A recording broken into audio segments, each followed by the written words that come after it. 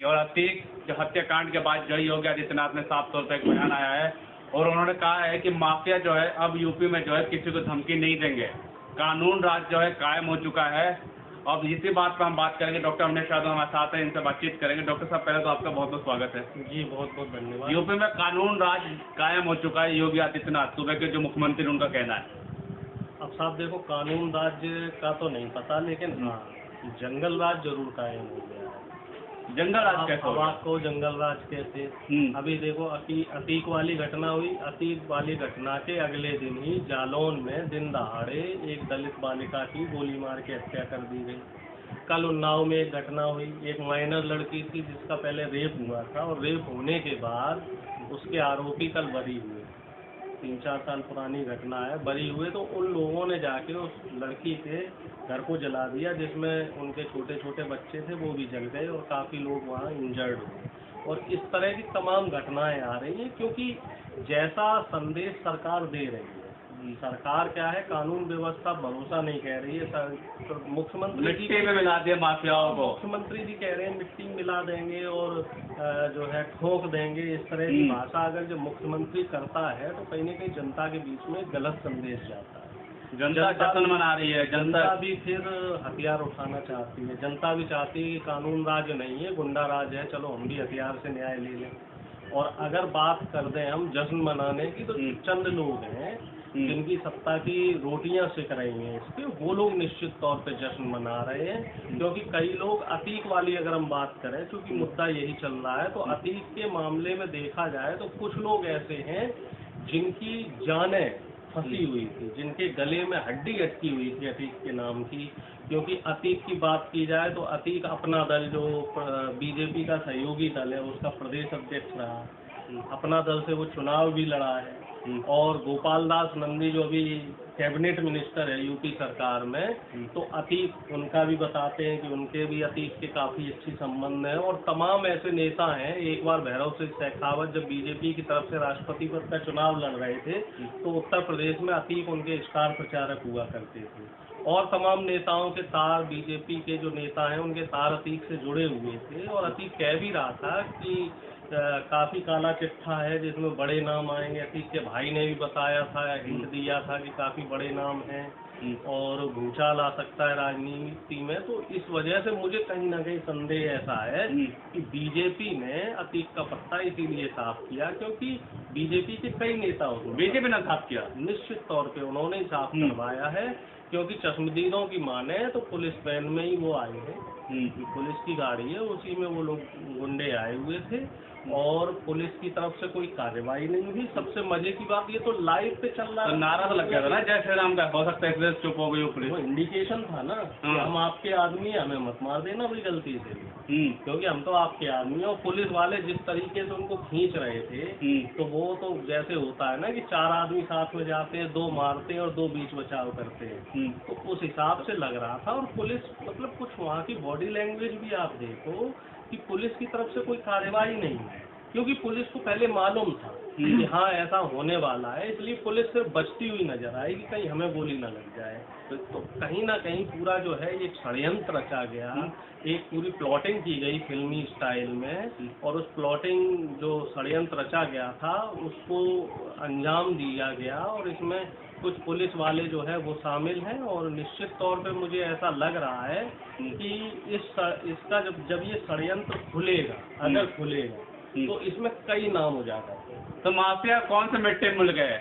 अतीक अहमद जैसा है या फिर जो जय श्री राम जो कह के नारे लगा रहे हैं, वो माफिया है या नहीं है?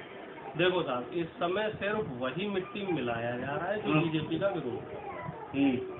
अब आप देखो, ब्रजेश सिंह की बात करो, राजा भैया की बात करो, ब्रजभूषण शरण सिंह की बात करो, कुलदीप सेंगर की बात करो, अजय मिश्रा टैनी की बात करो, तो ये चंद नाम कुछ ऐसे हैं जिन्हें बीजेपी से शरण प्राप्त है।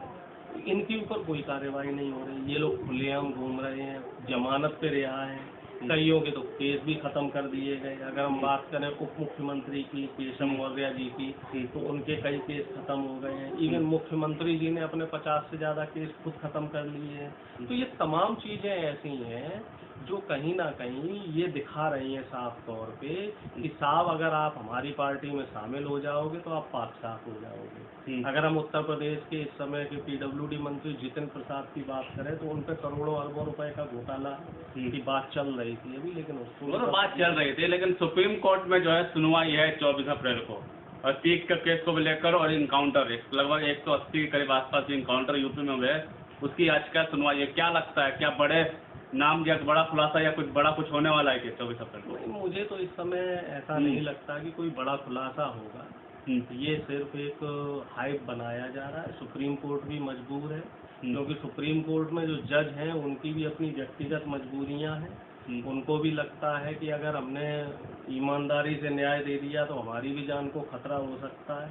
जज लोहिया का केस आपने देखा है, और तमाम जो अधिकारी हैं उनके साथ भी इस तरह की घटनाएं हो चुकी हैं। संजीव भट्ट का केस पूरी दुनिया देख चुकी है कि अगर आप बीजेपी के किसी नेता के खिलाफ या सच्चाई को उजागर करते हैं तो उसमें कहीं ना कहीं आप फंसे, आपके ऊपर कार्रवाई होगी। क्योंकि जो मौजूदा सरकार है ये लोकतंत्र को मानने वाली सरकार नहीं है। पुराने दौर अलग हुआ करते, लोकतंत्र को नहीं मानती सरकार, निश्चित तौर पे पुराने दौर अलग हुआ करते जब लोग बात करते थे प्रजातंत्र की। जब नेता खुद उनके ऊपर कोई इल्जाम लग जाए तो वो अपने पद से इस्तीफा दे दिया करते थे। एक बार की मुझे बात याद है, जब बात चल रही है तो लाल बहादुर शास्त्री जी रेल मंत्री हुआ करते थे। ये 60 के दशक की बात है, और रेल दुर्घटना हो गई तो लाल बहादुर शास्त्री जी ने अपने पद से इस्तीफा दे दिया, जबकि रेल चलाने वाले वो नहीं थे। ठीक है ना ऐसा था कि भाई वो किसी स्टेशन के स्टेशन मास्टर हो जो उनकी गलती से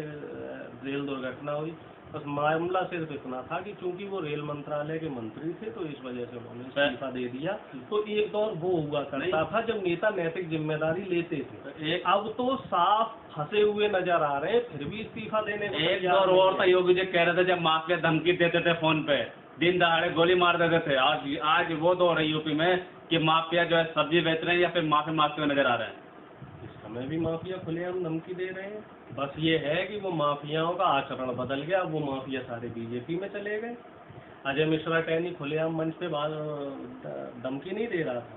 आप बताओ, कुलदीप सेंगर ने तो दिन दहाड़े जो पीड़ित परिवार था उसकी हत्या करवाई। चिन्मयानंद का आप देख लीजिए, ब्रिजभूषण शरण सिंह ने अभी तमाम खिलाड़ियों को धमकी दी, उसके ऊपर कोई कार्रवाई हुई? सिर्फ जांच बैठा दी गई, क्योंकि मालूम है साहब कि ब्रिजभूषण शरण सिंह के पास भी इनके कई राज दफन है। ब्रजेश सिंह के खिलाफ कोई कार्रवाई करके दिखाइए। ब्रजेश सिंह का तो खुद बीजेपी के कई जो एमएलए हैं, करंट एमएलए, वो बोलते हैं कि साहब ब्रजेश सिंह से हमें 5 करोड़ रुपया या 2 करोड़ रुपया चुनावी चंदा मिला है। उसके चंदे पे तो लोग चुनाव लड़ रहे हैं बीजेपी के, तो उसके खिलाफ कैसे कार्रवाई कर लेंगे? तो ऐसी तमाम चीजें हैं जो साफ तौर पे बता रहे हैं कि बीजेपी जो सरकार है मौजूदा वो एक तरफा कार्रवाई कर रही है। अगर आप विरोध कर रहे हैं तो आपके ऊपर छोटे से छोटा केस निकाल के आपके ऊपर कार्रवाई कर दी जाए। राम राज्य पसंद नहीं आ रहा यूपी में आपको? नहीं, अब ये प्रभु श्री राम का राज कैसा था हमने तो नहीं देखा, लेकिन निश्चित तौर पे हम ये कह सकते हैं कि किसी भी भगवान का राज इस तरीके का तो नहीं हो सकता। जहाँ गुंडा कत्ल करने के बाद कह रहा हो साहब जय श्री राम, जहाँ दिन दहाड़े बहन बेटियों की इज्जत आबरू के साथ खिलवाड़ किया जा रहा हो, जहाँ दिन दहाड़े मासूमों को कत्ल किया जा रहा हो, तो हम तो उसे रामराज नहीं कह सकते। हाँ, अगर यही रामराज है तो हो सकता है भी इन लोगों का रामराज ऐसा हो। हमारे हिसाब से तो रामराज ऐसा होना चाहिए जैसे वो तुलसीदास का दोहा था कि भाई रामराज बैठे त्रिलोका, हर्षित भये गए सब शोका।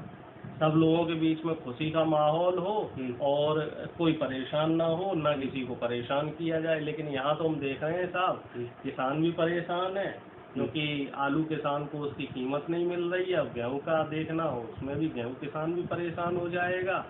युवा ऐसे परेशान है, उसको नौकरी नहीं मिल रही है। युवा को साहब जो है इस समय भगवा और इस तरीके का मंदिर मस्जिद इसमें फंसा रखा है, और महिलाएं इसलिए परेशान है कि उनके अंदर भय व्याप्त है। आप रात की बात कर रहे हैं अमित शाह की, रात में 12 बजे लड़कियां चली जाए जेवर पहन के, यहाँ तो दिन दहाड़े उनको गोली मार दी गई। एक लड़की एग्जाम दे के आई, उसको गोली मार दी गुंडों ने। तो इस तरह का अगर माहौल बीजेपी के रामराज में हो सकता है, लेकिन हमारे रामराज में भाई ऐसा माहौल हम तो उम्मीद करते हैं। युवा तो स्टेटस लगा रहे हैं, जश्न मना रहे हैं, कह रहे हैं जय श्री राम के नारे लगा रहे हैं, मुल्ले टाइट हो गए। वो चंद भटके हुए लोग हैं, मुल्लों को टाइट कर दिया है। वो चंद भटके हुए लोग हैं जो इस तरह की बात कर रहे हैं।